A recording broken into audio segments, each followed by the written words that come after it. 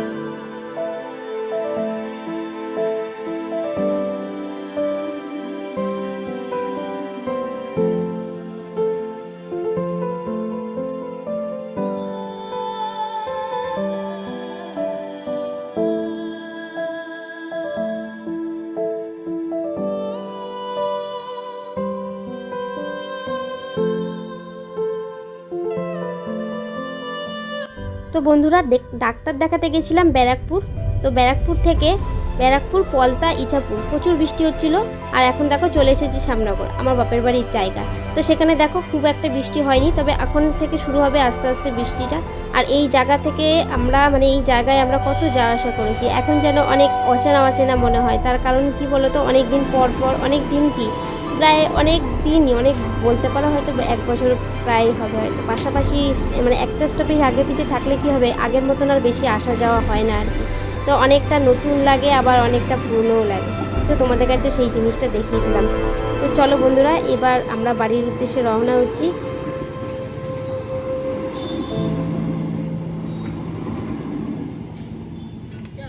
চলো আস্তে আস্তে চলো। আচ্ছা,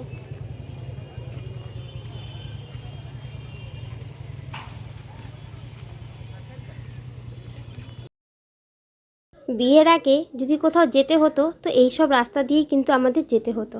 আর এখন সেই সব রাস্তাগুলো কেমন যেন অচেনা হয়ে গেছে। খুবই চেনা রাস্তা, তবুও যেন কেমন একটা অচেনা মতন মনে হয়। তার কারণ তো এই একটাই, আজ থেকে 13 বছর আগে যেরকমভাবে যাওয়া আসা হতো এখন তো আর সেভাবে যাওয়া আসা হয় না। তো সেই জন্য দেখো আমি তোমাদের দেখাচ্ছি, এই রাস্তাঘাটগুলো কিন্তু আগে এরকম ছিল না। মানে ওই চারিপাশ থেকে কিন্তু অনেকটা বাগান ছিল। তো আগের মতন তো আর গাছপালা নেই, এখন সব জায়গায় কেটে বাড়িঘর হয়ে যাচ্ছে। তাই জন্য তোমাদের দেখালাম যে দেখো এই জায়গাগুলো কীরকম ছিল। আগে তো তোমরা দেখোনি, মানে আগে তো তখন তো আর ভিডিও করতাম না যে তোমাদের কাছে শেয়ার করব। তো আমি নিজেই অনুভব করতে পারছি যে জায়গাটা কীরকম ছিল, আর সেই জন্য তোমাদের দেখাচ্ছি। তো চলো বন্ধুরা, এবার বাড়ির দিকে প্রায় চলেই এসেছি, বাড়ির রাস্তাতে। আর আজকের মতো ভিডিওটা এখানেই শেষ করব। আবার আসবো নতুন কোনো একটা ভিডিও নিয়ে। ততক্ষণ পর্যন্ত সবাই ভালো থাকো, সুস্থ থাকো। কেমন লাগলো ভিডিওটা অবশ্যই কমেন্ট করে জানাবে। টাটা, বাই বাই, সবাই ভালো থেকো, সুস্থ থেকো।